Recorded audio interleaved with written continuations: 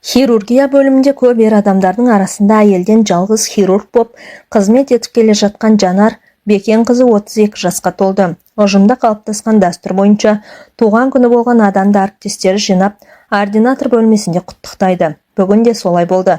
Жанарға бір шоқ алқызыл гүл ұсынып, ұжымдағылар қысқаша жүрек жар тілектерін айтты. Бұл жол бәрі өзара келісіп алғандай, Жанар жалғыз болмайынды, қасына жұптап, басын екеу болсын дегеннен бастады. Әдетте сөзді бірінші сөйлейтін тәжірибелі бас хирург Әлжаппар Жағыпарович ең соңында сөйлеп сөзді өзі тұйықтады. Жанар Бекенова, менің алдымдағы тілектердің бәріне қосыламын. Әріптестерің өте дұрыс айтып отыр. Сенде бәрі жақсы, қызметің бар. Облыстық аурухананың білдір хирургсың. Қыз бала болсаң да ерлерден артық қызмет етіп келесің. Үйің бар, жайың бар дегендей. Әріптестерің дұрыс айтып отыр. Сен енді бір басынан екеу болған ойлайтын мезгіл жетті. Бүйтіп жүре берсең жүре бересің, уақыт өтіп кетеді. Сен де ана болуың керек.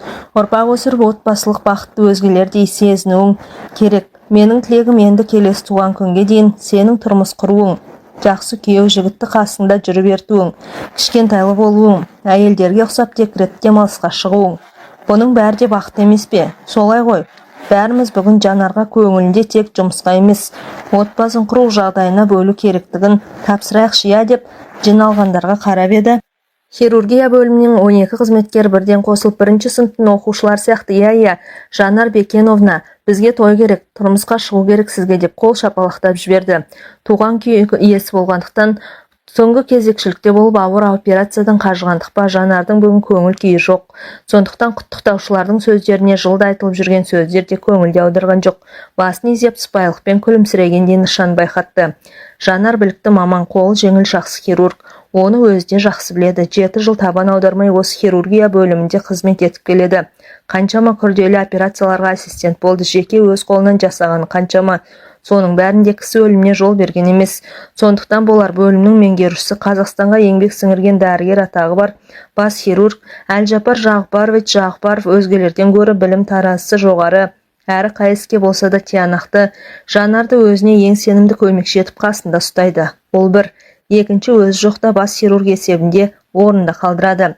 Менің білетін Жанар Бекенқызы бір айдан бері демалыссыз жұмыс істеп жүр. Бүгін туған күніне менің Жанар Бекенқызына берер сыйлығым осы сенбі жексенбіде қатар 2 күн демалыс беретінді хабарлаймын деді жиналғандарға.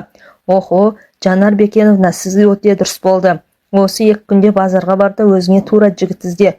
Менің бір жезден болған облыстық телеарнаға әдемі диктор қажет болып, сол диктор қызды базарда жүрген қыздардан іздейді екен деді. Аға медбике ажарына әзілдей күліп, Жанарға естен шығып бара жатып, Жанар Бекеновна, алыстан іздеп қайтесің, жүрген жоқпыз ба деп күнде қасында, мен де күйеу бола аламын деп, өзімен бірге қызметтегі Нұрдәулет те жымыңдай қалды. Нұрдәулет, сұлу жап-жас келіншегіңді қайтесің дей қалды. Мақпал бұны естіп, сұлулығын қайтейін, қызғаншақтығынан күнде ажырасқым келеді ғой. Әй, сендер не білесіңдер, қызғаншақтық деген ауруға операция жасаса ғой. Өзім-ақ соны тіліп алып тастар едім. Әттең депті ғой мен сияқты бір байқұс. Күйеуінің бар, сенен де күйеуі жоқ. Жанардан да, медбике Қарлығаштан да құдай-ау, осы хирургияның сырғасы бар, барлық қыздарынан қызғанып миымды жейді ғой тіпті. Менің скапелмен оның тіл өткір. Күнде бейтіп мен реп, бейтіп мен сояды ғой деп, қолын кескілегенді көрсетіп қойды маған. Үндемейтін осы Жанар Бекеновнадай адам керек. Ай, еркектер, өзінің де бір бәлең бар шығар қызғанатын. Бір негіз болған ғой. О баста негізсіз ешнәрсе болмайды деп Мақпал әрі әкетті. Жанар бұл әзілдерге не деп жауап беруді орынсыз санады. Рас, бүгін бастық босатып тұрғанда үйге барып демалып алайын деген оймен тездетіп, қолына ұжымы берген гүлін ұстап, киініп сыртқа шықты. Менің тұрмысқа шығу мәселем кәдімгідей күн тәртібіне қаралады ғой. Неге бүйтті екен? Бәрі бүгінде бойлады. Үйге келген соң гүлді вазадағы суға қойып жатты Жанар. Ана Мақпалды айтсайшы. Бір негіз болған ғой о баста деді. Менің де тұрмысқа шықпауыма негіз барын, жанымның ешкім білмейтін құпиясын қайдан білсін бәрі. Түрмеге түссем не болар еді? Тағдырым, тұрмысқа шығу керек, ұрпақ өсіріп, ұрпақ сүю керек дейді. Бәрі дұрыс, бәрі білгіш ақ. Жанар сол 1998 жылы Қызылорда медколледжінің 2-ші курсында оқып жүрген. Жасы әлі 18-ге де толған жоқ. Кітапханадан енді шығып, 2-ші шағын ауданындағы үйіне қайтуға автобустың аялдамасына жақындай берген. Бір жеңіл қара машина тұсынан тоқтай қалды. Қарындас, Бұрынғы Гоголь қазіргі Қорқыт университет қай жерде? Айтып сілтеп жібересіз бе деді. Бір жақ кабинеттен шыққан бұйра бас жігіт. Тура алдыңыздағы көшеден солға бұрылсаңыздар тиіп тұр. Қарындас, сізге қиын болмаса келіп машинаға отырып, сол жерге дейін бірге барып көрсетіңізші. Сырттан келіп едік. Айналып таба алмай жүрміз деді жаңағы жігіт. Ақ көңілділіктің, кісіге сенгіштіктің, адалдықтың, тазалықтың қаншалықты шектеулі екенін ешкім білмейді екен ғой. Жанар еш бөтен ойсыз машинаның артқы жақ салонының ашылған есігіне тақай бергенде ішкі жақтан бір әулетті қол өзіне Жанарды тартып алды. Есік сарт етіп қалай тез ашылды да, солай сарт етіп тез жабылды. Жуан жалпақ Алахан Жанардың аузын басты. Басын бір нәрсемен жапты.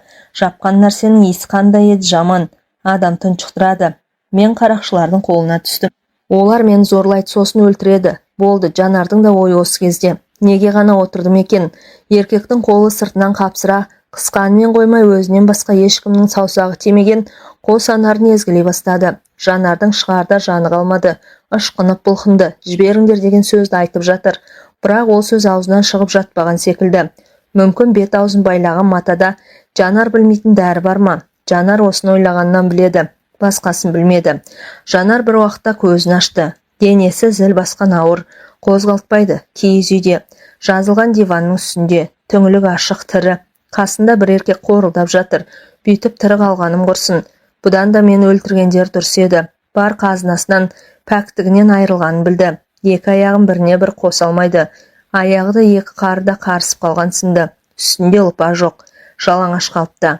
Бұл кейпі өзін мүлде шошытты. Жалмажан киімін іздегендей болып еді, құлағы шыңылдап басы айналып кетті. Менің тұруым керек, мезгіл қай мезгіл, қашуым керек. Әзірге аяқ қолым боста. Бұл жерден тезірек құтылуым керек болды. Жанардан бірден ойлағаны. Тұрғысы келді, тағы да басы айналды. Енді жатып жан-жағына көз жүгіртті. Киіз үйде жерде босаға жақта бір адамның қоңыры естіледі. Көзі бұлдырап жетпеді. Сандық емес, мүмкін кебеже үстіме тізілген арақтар тұр. Еті бар табақ көрінгендей болды ма? Жанардың тағы көзі көрмей басы айналды. Ең болмаса бір жерге су табылса ғой. Түре келіп жаңағы арақ тұрған жерге жақындады. Тағы да басы айналды. Жерге құлап түсті. Құлағанда құлағы жерге тиді. Алыстан иттің шәуілдеген үні естілді. Орнынан екпектеп тағы жылжығанда тізесі бір пластикалық құтыға тиді. Ойпырмай, ішінде суы бар құты екен. Тығындаулы. Сол тығынды бұрап ашалса шенді. Саусағында әл жоқ. Тіспен бұрады ашылмады. Ындыны кеуіп мүлде әлсіріп барады. Бір кезде ашылды. Жанар қылқылдатып жұта бастады. Су ішкен сайын көз алдының кіркеулдегені кетіп, басының ауырғаны азая бастаған секілді болды. Құмары қанғанша ішті. Диванда өзімен қатар жатқан еркек мүлде ересек адамға ұқсайды. Екеуі де қорылға басқан. Жанар орнынан тұрып көрді. Санасы енді орнына келе бастағандай. Киімім қайда екен? Өз жатқан жерде әбден жыртылған. Үстіне қайыра киетін киім емес. Дивандағы еркектің бас жағында бір көйлек көрді. Ер адамның көйлегі. Жанар денесіне кигенде ол тізесіне дейін жетті. Таң енді қылаң атып келеді. Аяғына киетін еш нәрсе жоқ, жалаң аяқ. Киіз үй есігі қаусырылмаған, ашық.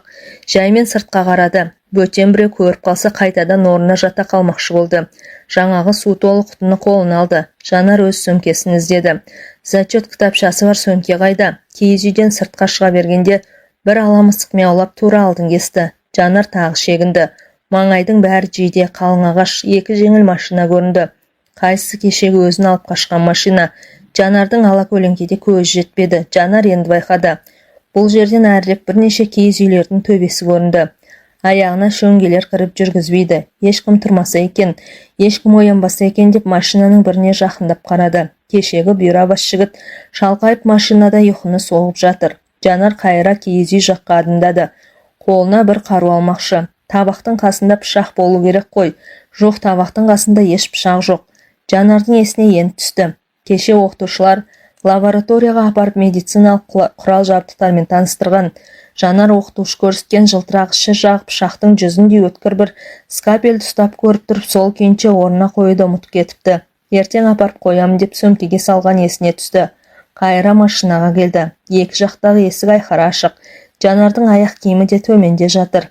Мені аяқ киімсіз анау үйге қалай өз аяғымен барғанмын. Ал сөмкесі алдыңғы орындықта. Шамасы есі шалапла Жанарды кім болса да көтеріп алып кеткені болды.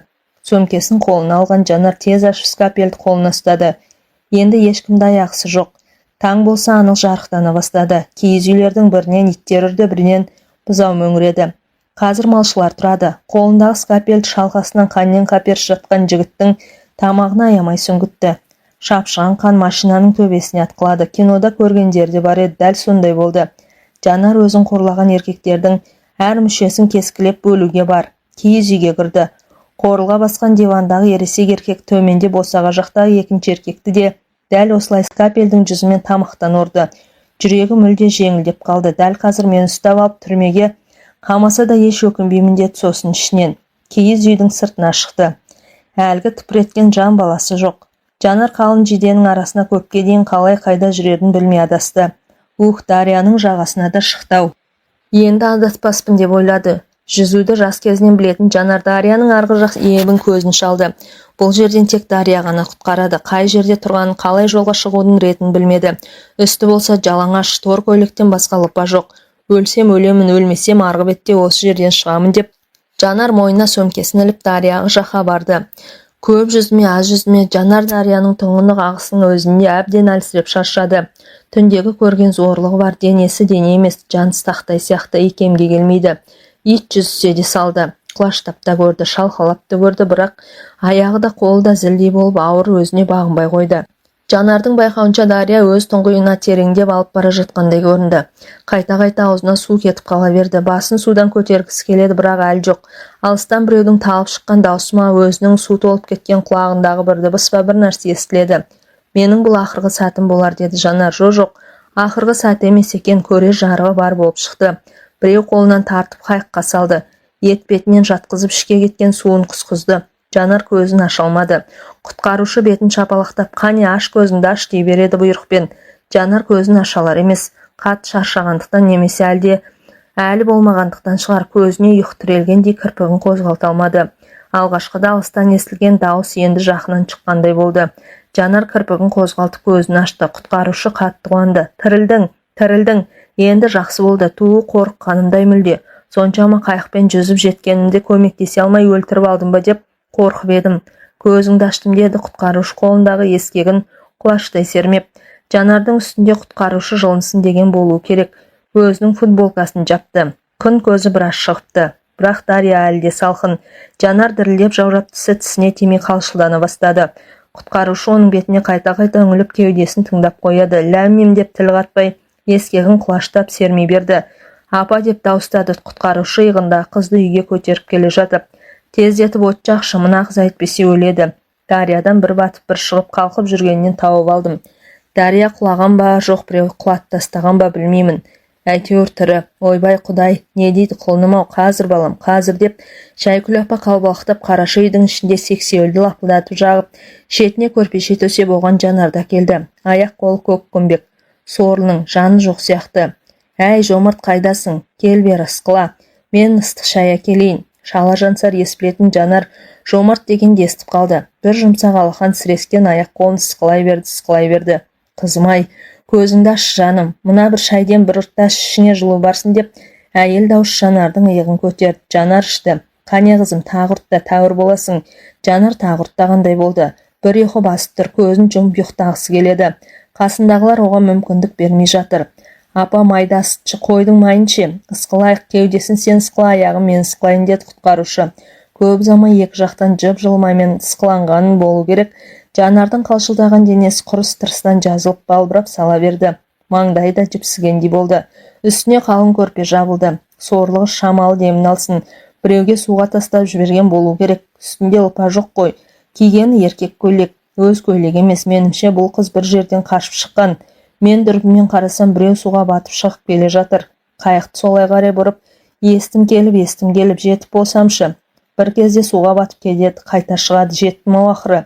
Ішіне көп су кетіп қалыпты, құсқыздым. Бала шешесіне оқиғаны айтып отыр. Егерде Дарияның арғы жағынан құласа, онда қай ауылдан болады сонда?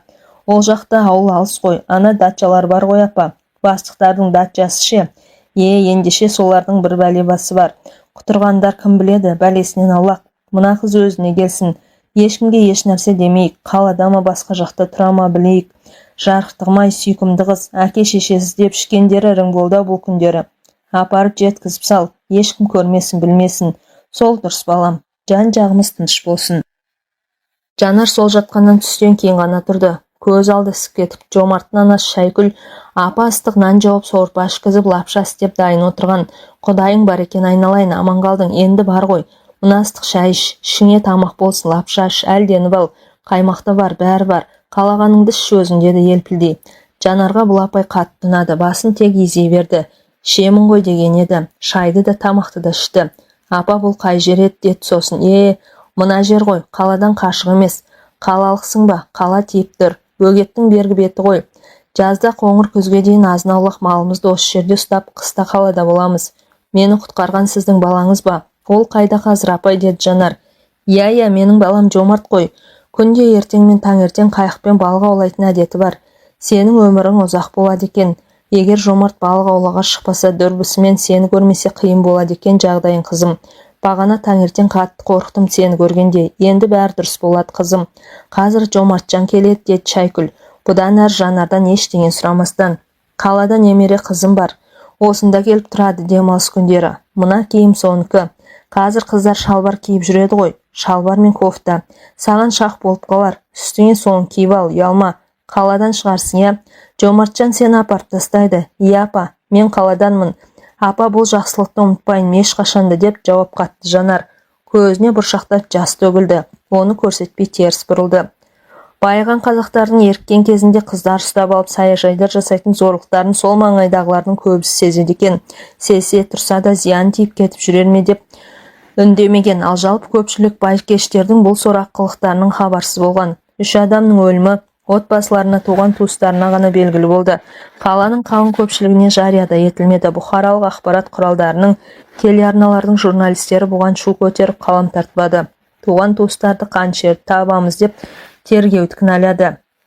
Жанар бір күн бір түн үйде болған, жайын совхозда бір қыздың туған күні болып, содан ол жақта ауырып жете алмайдың деп әке-шешесін сендірді. Әкесі Бекен Жанарға алғашқыда ескертіп кетпегенін көрген сықылық деп балап қатты ұрысты. Содан кейін қыздың түр әлпетін көріп, ауырып қалғанын көріп өбектей бастады. Сабаққа әзірге бармай тұруға кеңес берді. Жанардың зачет кітапшасы бар, скапель бар, сөмкесі дария ағысында бір батып бір шығып жүргенде мойнынан шығып кеткен. Зачет кітапшасын жоғалту да жақсы болмады. Оны қайыра алу оңайға соқпасы белгілі. Бір апта сабаққа қатыспаған күндерде Жанар өзіне жоспар құрды. Онысы осы қаланың білікті әйелдер дәрігеріне көрініп екіқабат болып қалу қаупінен сақтану. Бұның және шешесіне таныстарымен бірге оқитын қыздарға білдірмеу. Барынша құпия ұстау. 1,5 айдан кейін бұл мәселе ауыр шешілді. Дәрігер Жанарға дәл қазір емделмесе, болашақ ана болудың екіталы екеніне күмән келтірді. Жатыр мойны қатты жыртылып зақымға ұшыраған, инфекциялық қауіп төніп тұрғанын хабарлады. 18-де бір гүлі ашылмаған Жанар зорлықшылардың сол әрекеттерінен көп зардап шегіп ұзақ емделді. Алда көрер бақытын мүлде жоғалтып ала жаздады. 20 жасында Жанар Қызылорда колледжін қызыл дипломмен бітіріп, Ақтөбенің медициналық университетіне қиналмай оқуға түсті. 6 жыл мұнда да кешке ауруханада жұмыс істеп, күндіз сабағын оқып, өзінің медицина саласында білікті маман екендігін көрсетті. Міне енді оқу бітіре сала облыстық аурухананың өзінде қызмет еткеніне 7 жыл толып отырған осы. Көктей солған, гүлдей сезінген Жанар жеке басының бақытын ойлау, тұрмыс құру, тіпті балалы болуды шынында айтқанда менің болашағыма керек-ау деп мән бермепті де. Бастық берген 2 күн демалысын бір жақсы өткізгісі келіп, Жанар шаштаразға барып, желкеден қиылған шашын өзге түске боятты. Қою қарақасын тергізіп жіңішкелетті, тырнағын боятып, бетіне де косметологтардың ұсынысымен әрлендіретін маска жақты. Қысқасы, басқа елдердің апта сайын өздеріне жасайтын барлық сұлулық күтімін Жанар бүгін өзіне жасап көрді. Келген кезіңізден сіз анағұрлым жасардыңыз, тіпті өзіңізге мүлде ұқсамай кеттіңіз. Нағыз сұлу болдыңыз, деді шаштаразшы. Жанарға жапа тармағы сүйсініс білдірді. Нанбасаңыз міне өзіңіз қараңызшы айнаға. Жанар ол айтылғандарға елп ете қалып айнаға қарамады. Қызмет ақысын төлеп сыпайы қалыппен қыздарға рахмет айтып шығып кетті. Мен білем, бұл дәрігер хирург, жақсы хирург. Ағам мотоциклмен машинаға соқтығысып авария жасалғанда өлім аузынан алып қалған, деді. Бірі сыртынан танитындығын білдіріп. Мен де білем, шешемнің соқыр ішегі асқынып кетіп өлімші болып ауруханаға түскен. Оз кісі жасады ғой, операцияны аман қалды. Тұрмыс құрмаған дейді. Иә, өзі жақсы хирург деді екіншісі. Жанар демалыс алған бірінші күні сәтті өткеніне риза болып телеарнаға қарап бір жақсы фильм болса көрмекке креслоға жайғасып отыра берген. Үйдің телефонын шыр ете қалды. Жанар көтерді. Ар жағында Әлжапар Жағбаровичтің дыбысы. Аман жоқ, саулық жоқ. Жанар, саған машина кетті, тез жет, мен саған керексің. 3 адам түсті, үшеуі де ауыр, тез жинала бер деп трубканы қоя салды. Бастығының сыры Жанарға мәлім. Анау-мынауға абыржымайды. Дөкей бастықтар сыртында тұрса қарадан қарай өстіп қысылатыны бар. Әйтпесе Жанарды шақыратындай не болыпты. Өзгелерде жетеді. 2 күн демалыс бере салып, қайтадан шақыртқан несі мүмкін, мен бұл қаладан басқа жаққа кетіп те қалған шығармын деп іштей көбірлеп жүріп, Жанар әдеттегіден тез киініп сырттағы өзіне келген машинаға отырды. Біреу әйел, екіншісі жігіт, үшіншісі бозбала студент. Машина рулінде әйел болған. КамАЗ машинасына қақтығысыпты. Қала шетінде КамАЗдың шопыры дөңгелек астына түсе жаздап, жеңіл машинаны құтқарамын деп кілт бұрғанда КамАЗдың өз биік тас жолдан аударылып, ана бейшара ауруханаға жетпей қайтыс болыпты. Рөлдегі әйелде қазір нашар дейді, деді жолай келе жатқан машина жүргізушісі. Жанар 2 күннің бірінде осындай оқиғалардан апатқа ұшырағандарға операция жасай үйреншікті қалпын ештеңеге көңіл аударған жоқ. Өз ойымен өзі келеді. Неменеге мені шақыртты, басқаларда бар ғой. 2 күн демалыс берген маған, деді Жанар селқостығын байқатып. Бұлар Астанада отырған бір дөкейдің туысқандары дейді, сол ғой. Солар телефон шалыпты бас дәрігерге. Өздері ертең келетін көрінеді ұшақпен Ақтөбеге. Солай десеш, бәсеу, Әлжапар Жағбаровичтің дауыс қалтырап шығып тұр. Солай деді жүргізушісі. Жанарға операцияға ер адам тапсырылды. 4 қабырғасы, оған қоса жамбас сүйегі сынған. Миына зақым келген. Операция 4 сағатқа созылды. Жанар ішінен жаратушыға сыйынып бар күшін салды. Сәтті бітірді. Басқа хирургтер де өз жұмыстарын сәтті аяқтап шықты. Әлжапар Жағбарович болса операциядан шыға сала шырылдаған телефонға жауап беруден босар емес. Облыстық аурухананың бас дәрігері де мазасыз кісі. Жоғарыда аналар звондаған сайын оның да жаны қалмай бас хирургті не болды, бітті ме деп, алдағылардың жағдайлар қалай, тірі қалатындай ма деумен дамыл таппауда. Так дұрыс болды деймін. Әзірге Жанар, сен үйге қайтпайсың, өз жасаған ауруына өзің иесің. Қасында кезекші боласың, Серік, сен де солай қайтпайсың. Өз ауруыңа өзің жауап берерсің. Қасында общым түнейсің. Мен де өз аурумның қасында болам. Бастық та осында өз кабинетінде отыр. Бәріміз де ауруханамыздың имиджін сақтап қалуымыз керек. Ертең облыс әкімі сосын Астанадан аурулардың туысқаны келеді бізге, деді Әлжапар Жағбарович. Ординатор кабинетінде отырып хирургтерге. Таң атуға 3 сағат қалыпты ғой. Бәрін аяғына дейін тындырайық, айтпақшы. Қан қайда қан? Құюға керек болады, запаста тұрсын.